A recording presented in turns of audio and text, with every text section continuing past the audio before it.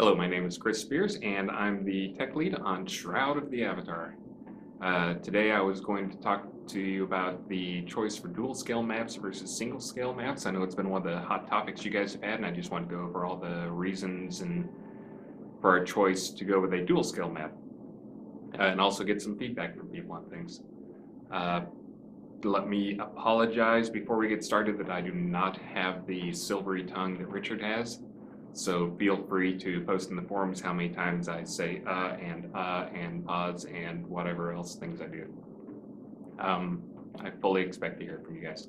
My wife always tells the joke on programmers as how can you tell an introverted programmer from an extroverted programmer?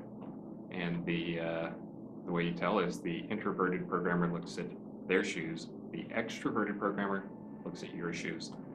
So hopefully I can do a little better than that. But I wouldn't expect too much more. I'm definitely not Richard when it comes to talking to people on these things. So first up, the decision was not an easy one. We know that there's a lot of people who are hoping for a single scale map.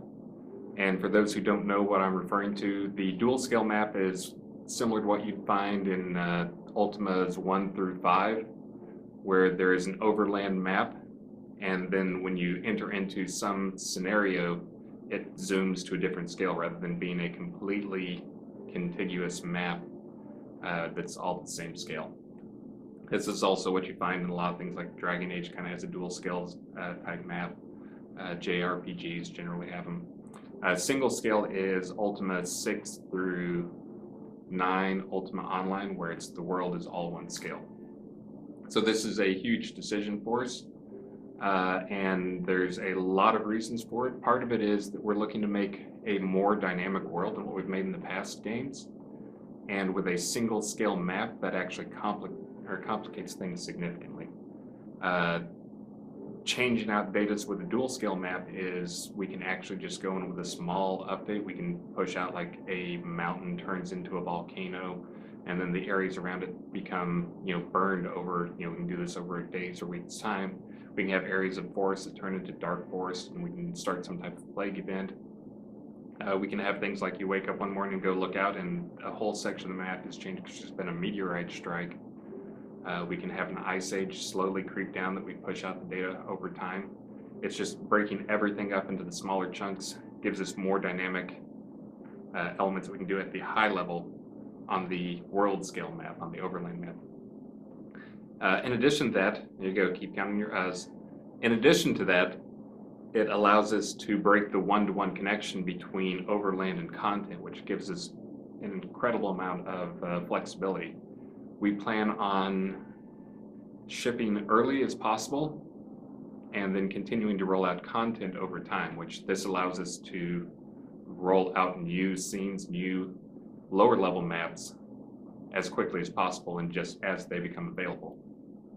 This is part of our get the game out as soon as possible, get it in your hands, and continue to work on it over time plan.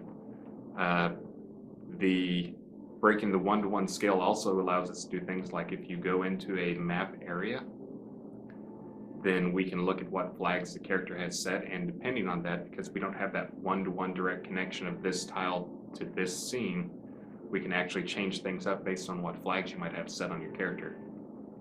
For the single player game, this is incredibly important.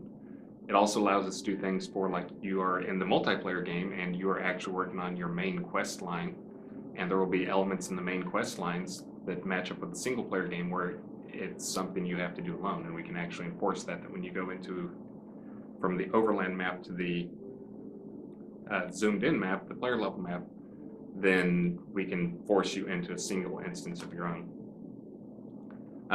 There's a ton of other reasons in terms of development. Travel times is huge for us. Being able to move around the world, because we do not have you get a quest and you're going to go to spot X and we're going to give you an arrow point exactly where it is. There's a lot more footwork that's going to be done. And cutting down on travel time and not making that painful is kind of important to us. The starting world is quite large, the starting island. The plan, though, is to continue to expand that over time. And each episode, there's going to be a lot of additional content that we continue to roll out and probably expand with other small islands and other areas that will open up just over time. So we're starting off with a pretty large world, and over time it's going to expand, and trying to do that on foot, although it would be fun for the exploration the first time, it becomes tedious over time. It's one of those things, I know, trying to figure out how to get to the other side of the mountain sometimes in one of these, in a massive contiguous world, is exciting, but the 23rd time you're trying to figure out how to get around the mountain and which areas of the slope you can go up, it really just gets agonizing.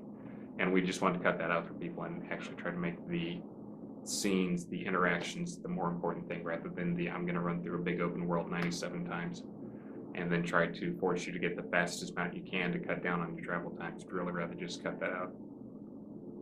In terms of the development side of things, the development time for lots of small instances, besides just being able to roll them out as they're done and continually surprise the characters, it also greatly simplifies just a number of elements. It simplifies our distribution, patching. The testing time for small instances is much quicker than really large instances. And when you have one little change you have to make to a really large instance, it's a huge amount of data that you have to push out, and it's a huge amount of testing. It really just makes things a lot simpler for people. It also really lets us focus the story, so we aren't really focusing on these. We got to make every one of these areas you zoom into this 30-minute to 2-hour experience that you might see in some other games. We're really going to focus on each scene, each element when you zoom in is going to be telling whatever part of the story it needs to tell. Cities are going to be large. It's not a complete tech limitation that we're just saying we're not doing big stuff because we have some tech limitations, really more of a choice limitation. We can get more content out to you. We can get more story-driven elements. We can change things up, keep it dynamic, and really tailor it for the player's experience in the storytelling. Let's see, in addition to that, I guess another thing is keeping our target spec low, our minimum spec machine low is a big element as well. There's also this belief that, oh, well, if your tech were better, it's really, there's this whole sliding scale of how polished of a scene, how much content do we want to cram into it. We can raise the visual quality of the scenes if we keep them smaller. It's not just like we have some limitation in tech. It's really that we're choosing to keep the scene smaller because then we can make each little scene even more polished and more immersive and have things more interactable, which of course is one of Richard's canon for the game, is the interaction level, that we can try to make it as much as possible interactive in the scene. There's the multiplayer side of the game, and chopping the world up into a lot of small chunks allows us to scale a lot better and really go for a shardless server. I know shards are something that Richard invented with the Ultima Online and invented the term, but as much as possible we'd rather not have shards and keep the world together just so we don't have to split up friends and family. I think anyone who's played on new MMOs has always had the what server are you playing on? Oh, well, we picked the wrong server. I guess we'll talk to you guys later, or have to do a server transfer or whatever things you can match back up. I know people who constantly bounce servers just because you're trying to keep up with friends or move to another guild or whatever. So we're trying to keep it really to a single shardless server. It's also a lot about keeping the costs down so that we aren't forced into being a game where we have to, we're forced to charge 15 or 20 bucks a month to pay for the server maintenance. We're really hoping to keep those costs down. This really helps us keep that down.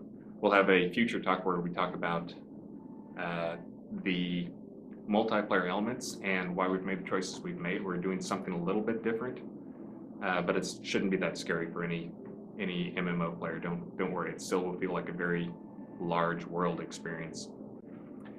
One more thing I wanted to go back and touch on again was the dual scale content creation cost. I'd mentioned before that they were cheaper, but I wanted to kind of fill people in on why that's super important. I know the end user doesn't think about it that much, but this is one of those things we're trying to pull people in with the Kickstarter campaign, is make sure that they understand how game development really works. And one of the key things is the content creation cost is not us going, woohoo, we got cheaper content, we'll go ahead and pocket that money, or drink more beer or something. That is, we're trying to keep our costs low, because that cost per scene that we have to make, per amount of content we have to make, by keeping that low, we're actually allowing ourselves a much larger game. And as you might expect, Richard has a pretty big story to tell. Most game development processes have a fairly fixed budget. So anything we can do to get more content, more storytelling out of that same budget is huge for us. So this is not a, we're doing this to, to make more profit or something. Part of the reason for doing it is so that we can tell the bigger story, so we can tell Richard's full story without having to cut corners, without having to change our story to fit the, the reality of financial needs and goals. So anyways, that's part of the whole, again, trying to pull you guys in with the Kickstarter thing and make sure that you understand the reality of game development. And that's just one of those things, is when we make decisions for cutting cost, it is not a, it's not a profit type thing. It is, we want to make a bigger game. We generally are going to spend all the money we have, and if you've ever paid attention to game development, you spend all of it and then some. We're trying to make sure that we spend all we have and get the most out of it, though. Also, it's one of those things where if we can keep the cost down on these things, it means that we can keep publishers out of the loop on these. As someone who's worked for multiple multi-billion-dollar game companies before, there's nothing I hated more than sitting in a board meeting and hearing good game ideas come up, and then having someone from marketing throw out that there's not enough back-of-the-box bullet points, so we can't do this game. There's nothing more frustrating than having that type of game idea destroyed by some corporate entity. That's also, I think, if you look at just all historical game developers, Richard included, that their best work came when they did not have that type of oversight, when they were not trying to satisfy a corporation. And by keeping our game costs down, that's something that we can actually try and achieve. I think that probably about sums it up. I have now realized through this entire video that I'm looking to the right of the camera, maybe the left from what you're seeing, because I'm recording it on an iPad and I'm looking at myself rather than the camera lens. So I apologize for that, but hopefully that's not too annoying. Thanks. Please send your feedback in and keep the pledges and keep pulling in the friends. And we will be as open as possible with our game development stuff as we can. And thanks for your patience and your time and your money.